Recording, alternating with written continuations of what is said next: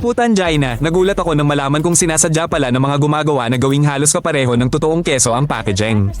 Parehong kulay, parehong font, parehong texture ang gamit nila tapos tinatago yung mga salitang cheese product na kailangan mo pang gamitan ng magnifying glass para makita, lintik. Sa harap ng pakete, malalaking letra ang nakalagay na keso o cheddar pero sa gilid o likod, maliliit na letra ang nakasulat na produkto.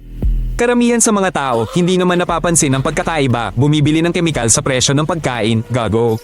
Sa patalastas nitong mga keso na yan, pinapakita pa kung gaano kaganda itong humila sa pizza o burger. Pero di nila sinasabi na hindi yan dahil sa milk protein, kundi sa modified starch at polymeric thickeners, hinayupak. Ang mas kupal pa, may mga gumagawa na nilalagay sa pakete na hinawa ayon sa GOS pero ang gamit pala, hindi totoong GOS para sa keso. Kundi espesyal na GOS para sa cheese product kung saan kahit ano pwedeng ilagay. Mga balasubes, pati mga tindahan, kasabuat din. Sinasadya nilang ilagay ang murang cheese product katabi ng totoong keso sa iisang estante.